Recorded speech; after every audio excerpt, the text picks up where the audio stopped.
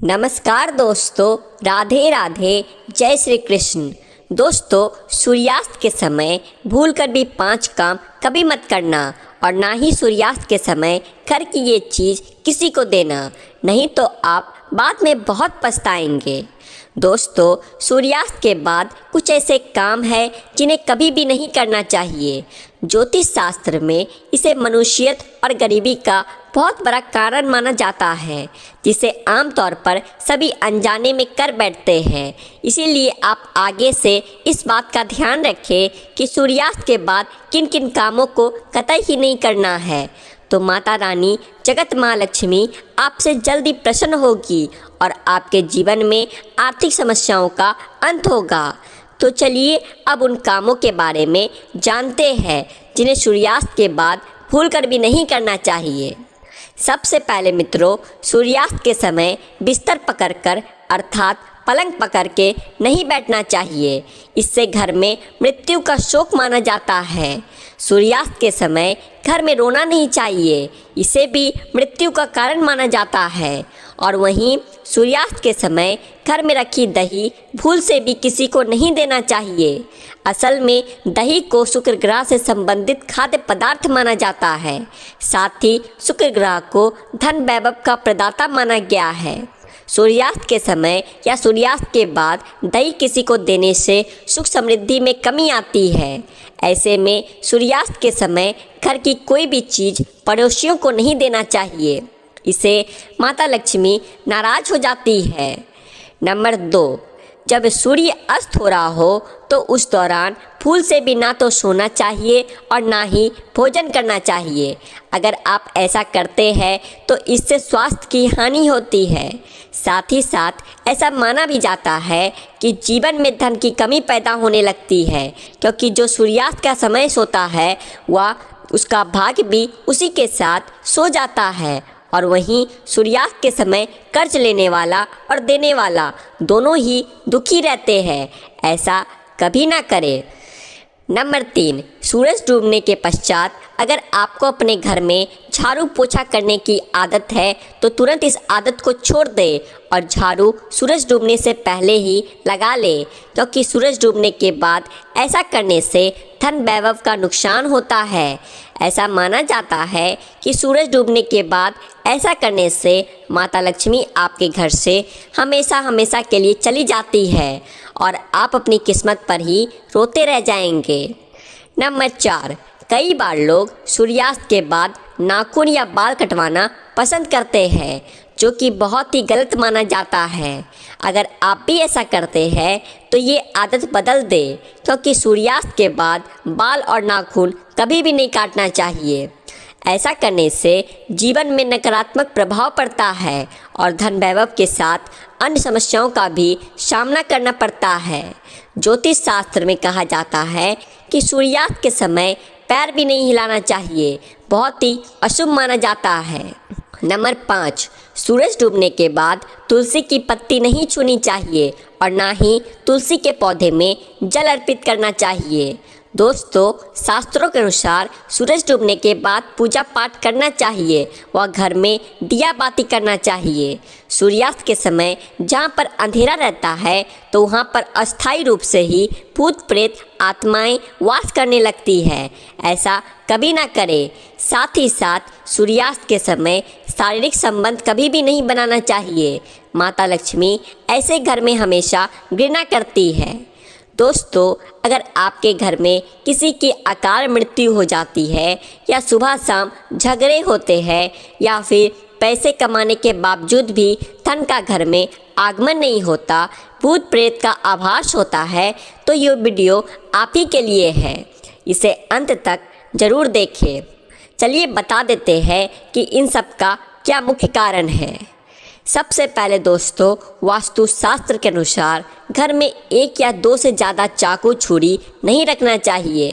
इससे नकारात्मकता बढ़ती है और घर में आए दिन झगड़े होते रहते हैं। सुबह के समय एकदम चाकू छुरी नहीं देखना चाहिए, इससे दिन भर बुराइयों का आपको सामना करना पड़ता है। नंबर 2, घर में अगर कांटेदार पौधे हैं जैसे नागफनी का पौधा तो इसे बड़ा ही अशुभ बताया गया है। इससे घर में अकाल मृत्यु होने का खतरा बढ़ जाता है। इससे घर में अशांति फैल जाती है, परिवार टूटकर बिखर जाता है, भूत प्रेत आत्माएं घर की ओर अपना वास बना लेती है और आए दिन पति पत्नी में झगड़े होने लगते हैं, क्योंकि कांटे प्यार का प्रतीक नहीं बल्कि नकारात्मकता बढ़ाने वाला मुख्य कारण है। जिस पौधे में पत्ते नहीं होते और सिर्फ कांटे ही कांटे होते हैं, उस पौधे को घर में नहीं लगाया जाता। जहाँ होता है या नागफनी का पौधा, वो घर वीरान हो जाता है, क्योंकि ये पौधा दोस्तों आपने देखा होगा रेगिस्तान में भी होता है और आप जानते हैं कि रेगिस्तान भी हमेशा वीरान पड़ा रहता है। तुलसी के पास भी कोई भी कांटेदार पौधा नहीं लगाना चाहिए। नंबर 3, मासिक धर्म के दौरान अगर आप पेड़ पौधों में पानी डालते हैं तो इससे घर में गरीबी का वास हो जाता है।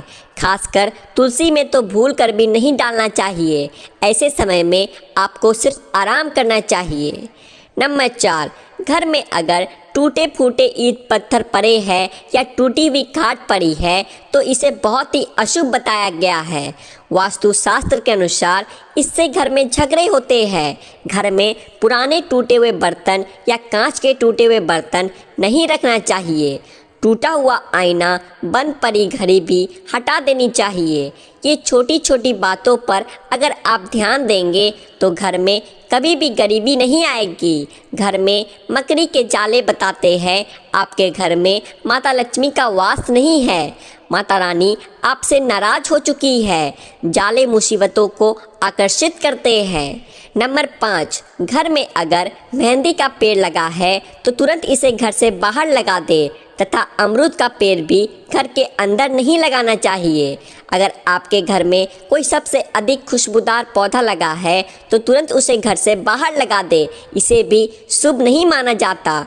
इससे नकारात्मक ऊर्जा घर की ओर आकर्षित होती है। पीपल बरगद का पेड़ भी घर में नहीं लगाना चाहिए, शुभ नहीं माना जाता है। अगर घर में जगह जगह पीपल का वृक्ष निकल आया है तो उसे तुरंत वहाँ से पूजा पाठ करके निकलवा दीजिए। किसी ज़मीन में गाड़ दे या बहते हुए पानी में विसर्जित कर दे।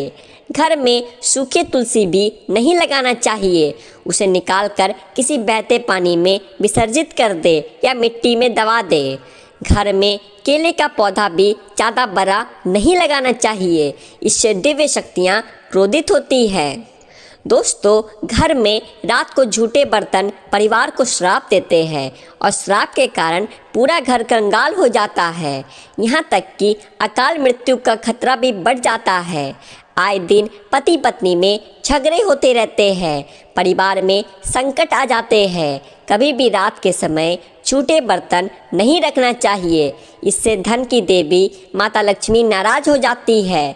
रसोई घर हमेशा साफ सुथरा रखना चाहिए, क्योंकि इसमें माता अन्नपूर्णा का वास होता है। दोस्तों, वास्तुशास्त्र कहता है कि पति पत्नी के कमरे में किसी भी पराये पुरुष को तथा परिवार में किसी भी सदस्य को बार बार नहीं जाना चाहिए तथा पति पत्नी के कमरे में सोना भी नहीं चाहिए। इससे पति और पत्नी के रिश्तों में दूरियां आ जाती है, जीवन में खटास बढ़ जाती है। पति पत्नी के कमरे में किसी भी गैर व्यक्ति को चप्पल जूते लेकर भी नहीं जाना चाहिए, नहीं तो पति पत्नी का जीवन बर्बाद हो सकता है। गुरुवार को घर में पोछा नहीं लगाना चाहिए, इससे गुरु कमज़ोर हो जाता है। गुरु जब कमज़ोर होता है तब घर में महान विनाशकारी गरीबी आ जाती है। दोस्तों, रात को 12 बजे के आसपास आईना नहीं देखना चाहिए, साथ ही मेकअप आदि भी नहीं करना चाहिए। इससे आपको भूत प्रेत होने का एहसास हो सकता है, क्योंकि इस समय बुरी शक्तियां आईने में तथा आपके अंदर सुगंध मिलने के कारण आकर्षित हो सकती है। ऐसे में रात के समय परफ्यूम आदि भी नहीं लगाना चाहिए। इससे नकारात्मकता हावी होती है और आप किसी बड़ी मुसीबत में फंस सकते हैं। नंबर 10, रोटी बनाने के बाद जलते हुए तवे पर पानी नहीं डालना चाहिए। इससे राहु दोष उत्पन्न होता है, घर में झगड़े बढ़ते हैं, साथ ही हानि होती है धन की।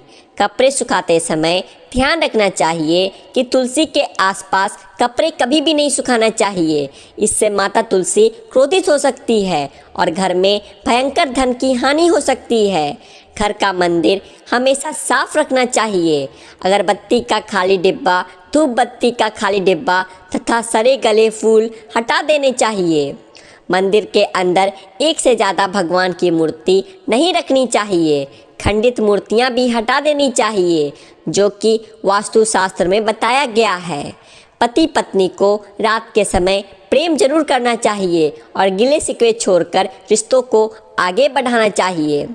भगवान श्री कृष्ण कहते हैं कि जिस घर में पति पत्नी आपस में प्रेम करते हैं उस घर में सदैव मेरा वास होता है, और जहाँ पत्नी रोती है तथा कोई भी स्त्री रोती है उस घर में भगवान का वास कभी भी नहीं होता। दोस्तों, अलमारी तथा लॉकर में कटे फटे नोट नहीं रखना चाहिए। पर्स में फटे नोट रखने से या लॉकर में फटे नोट रखने से माता लक्ष्मी नाराज हो जाती है और हमेशा हमेशा के लिए चली जाती है। वेदों में लिखा है कि एक स्त्री का जीवन तभी पूर्ण माना गया है जब वो पूजा पाठ तथा व्रत करे। हमेशा घर की स्त्री को एकादशी का व्रत तथा सोमवार का व्रत और शुक्रवार का व्रत जरूर रखना चाहिए और सुबह के समय स्नान जल्दी कर लेना चाहिए। दोस्तों, इससे पुण्य लाभ मिलता है। परिवार में कभी भी कष्ट नहीं आते। माता लक्ष्मी हमेशा दोनों हाथों से ही धन बरसाती है। परिवार में चाहे कितने भी संकट क्यों न आ जाए, गरीबी भी कभी भी नहीं आती। ऐसे घर में सदैव भगवान का वास होता है। तो दोस्तों, आज के लिए बस इतना ही। उम्मीद है आपको जानकारी अच्छी लगी होगी, तो वीडियो को एक लाइक करें और ऐसी ही और जानकारियाँ जानने के लिए आपके अपने चैनल द आध्यात्मिक टेल्स को सब्सक्राइब भी कर ले। बोलिए माता लक्ष्मी श्री हरि विष्णु की जय।